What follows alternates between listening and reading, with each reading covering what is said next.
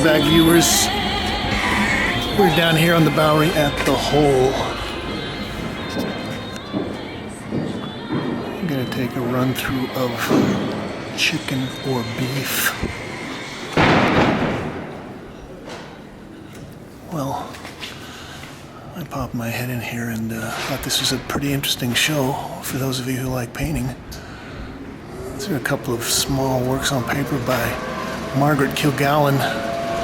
It's one of the famous mission school artists from San Francisco.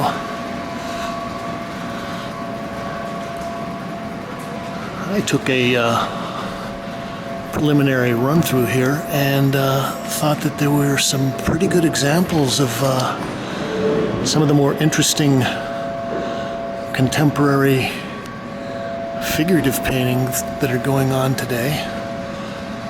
So, I don't know what, there are probably 40 people in the show, so maybe we won't hit all of them, but we'll get some of the highlights. This is by Ella Kruglianskaya.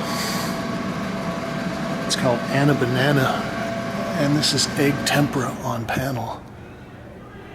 And I like the way that she's composed that. This is a larger piece by Ella. It's titled Lips and Legs. Oil and oil bar on linen.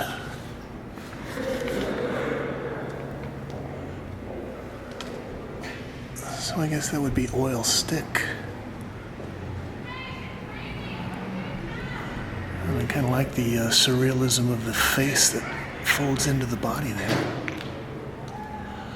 I've got a couple of large pieces by Catherine Bernhardt here. Now, we saw a small head study that Catherine had done out at the Triumph of Human Painting at the Bull and Ram Gallery a couple of weeks ago. It was curated by Catherine Bradford.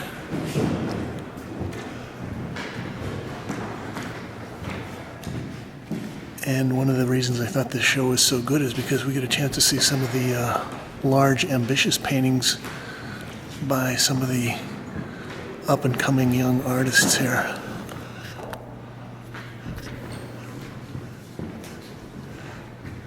It's titled Noodle Music by Masaki Kawai.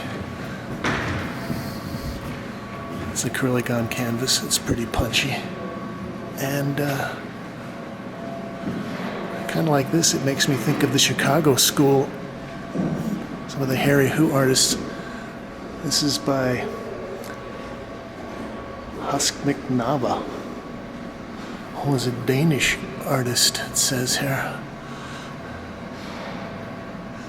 They're all very punchy color-wise. Presser Stay One. This is by Todd James.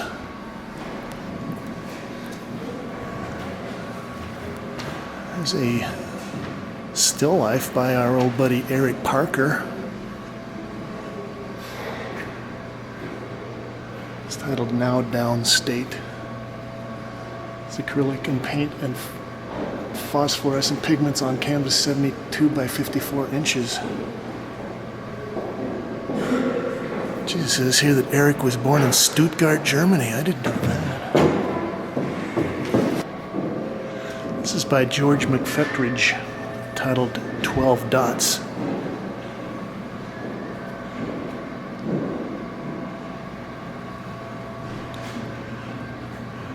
And I kind of like the, the pristine surface he's got on there, very graphic. I will slip in here to the second gallery. I believe this one was titled Mountaintop.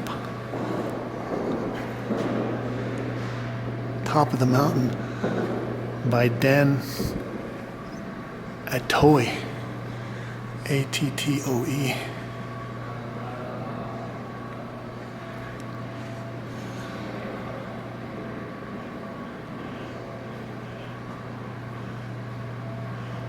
Well, this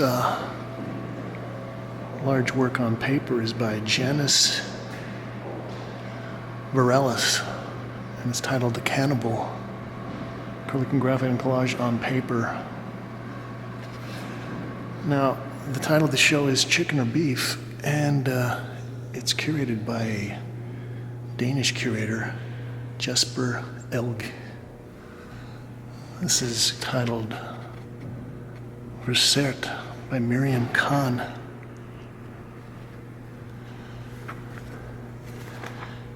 Anyway, I think one of the interesting aspects of the curation of this is that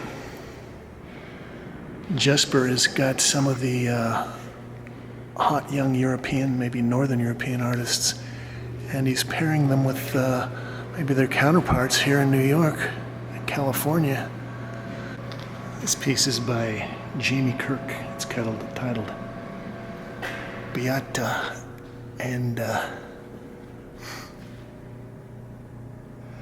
Jamina. I should probably be paying Alice Neal royalties on this. This is a piece by Ryan Schneider. And we've covered a couple of his shows over there at Preska Jeruska. This is called How Long Have You Known? Oil on canvas, 48 by 60 inches.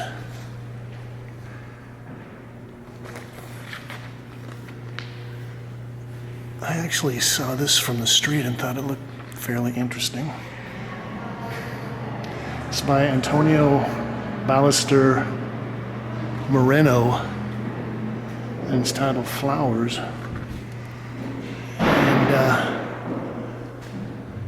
this is a very kind of punchy, sunny, almost like wallpaper you'd see at a deli in Southern California or something. And it's all pretty thickly, it's like just squeezed out of the tube acrylic. 64 by 77 inches. But I like the urgency of it, and it really makes me think of pattern decorative.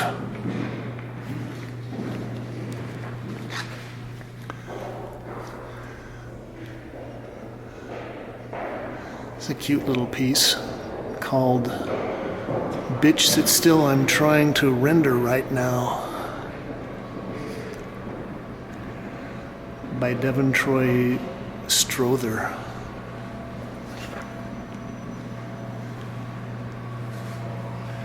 This is another piece by Antonio Ballester Moreno titled Bathers. And he's got his little blobs of acrylic paint. I wonder if you ever saw the work of Roy DeForest, a great California artist that used that technique extensively. I like his little orange figures.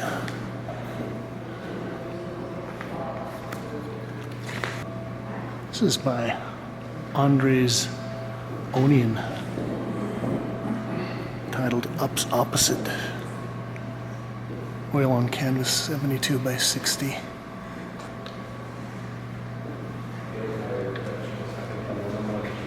This is actually kind of interesting. He's got kind of a cartoon face, but there's some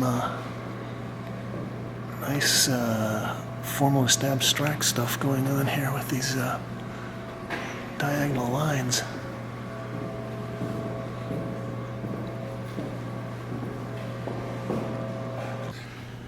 This is by John Corner, Boy Without Bottle.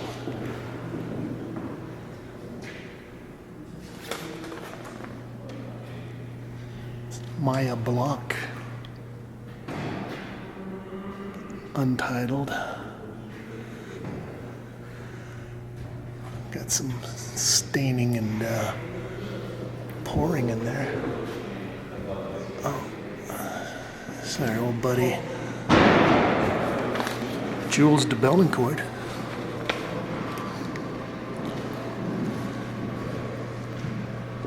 It's a nice little painting.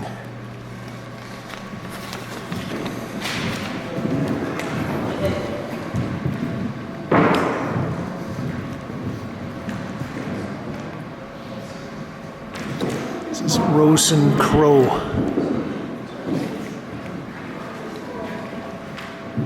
JFK funeral bouquet.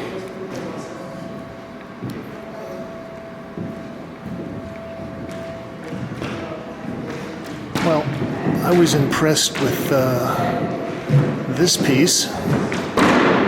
Ouch. This may be one of the most technically proficient pieces in the show.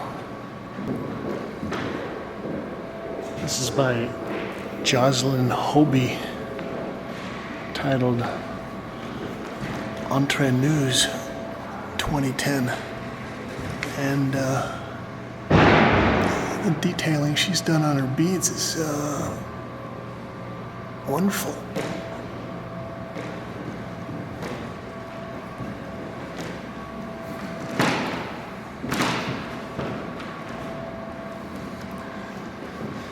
This is by Barnaby Furnaz, The Gutter, #1. Water dispersed pigments, dry and acrylic on linen.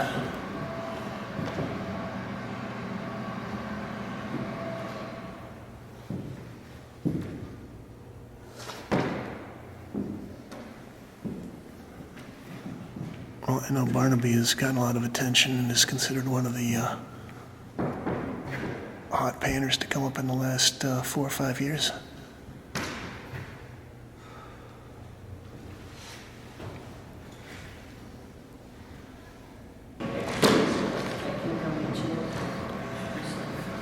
This is by John Copeland, and it's titled Wrong Was Always Right. Oil and acrylic on canvas, 76 by 64 inches.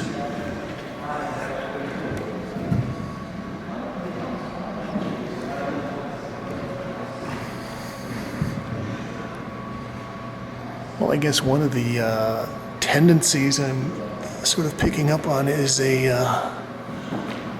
real kind of thick, gooby expressionism. I've seen several pieces that have really gotten the built-up paint on there. I was talking to some other people about this piece, and they were saying that initially they thought this looked like an operating table, and I said it reminded me of Norman Rockwell's painting of the Thanksgiving dinner. I guess it was Freedom from Want.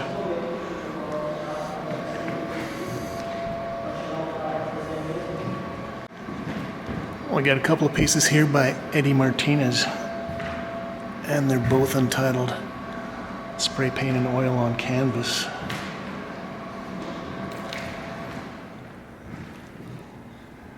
This is a piece by Peter Lind Busk, The Hack, 2012. It's acrylic and crayon on linen, 20 by 28.5 inches. Oh, here's a nice little piece by Tel R. This is titled Bubble. Rabbit glue and pigment on canvas. And we covered Tel R's show at Kaiman Reed a couple of months ago.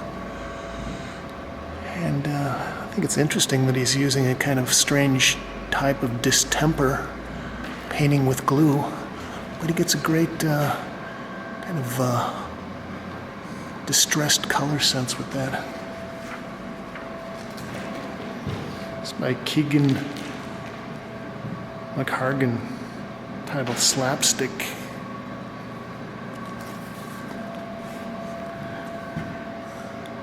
This again kind of makes me think of like an Ed Newt or some of the other Harry Who people.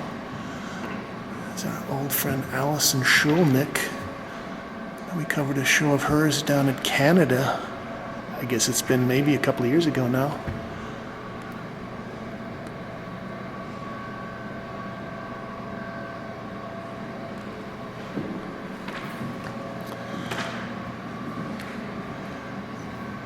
Now, I saw some work, collaborative work by this artist at the Armory show recently. So I wanted to take a walk through the Rod Bianco Gallery from Oslo. And this kind of caught my eye. This is by Bjarne Margard and Sverna Bjertnes. And it's kind of fun. It's like a crazy rumpus room. The purple shag carpet. This is Bjarne Nelgard.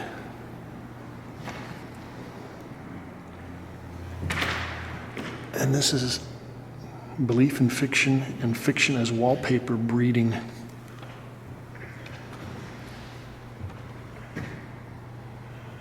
There's more gooby paint.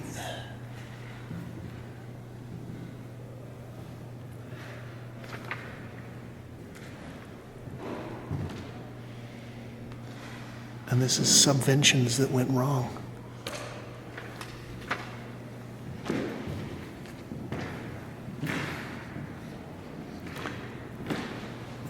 Chestnut and Snowball by Cecily Brown. This is a painter that has really gotten an extraordinary amount of attention in the last 8 or 10 years. And I guess this is supposed to be very erotic, and there are rabbits and nudes.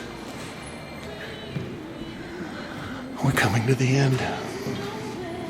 Taylor McKimon's Turn a Night into Day.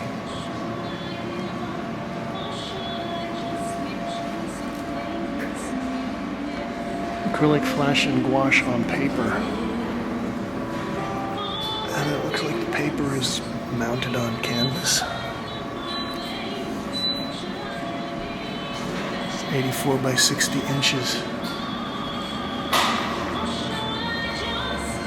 Oh, gee, that's funny. I was looking at this painting and thinking, this reminds me of a schnabel. And you know what? I was right. It's a Lola Montez schnabel. It's titled Starlight. And the apple doesn't fall far from the tree. That's funny. So, this has been a quick run through of Chicken or Beef here at The Hole. Thank you, Kate.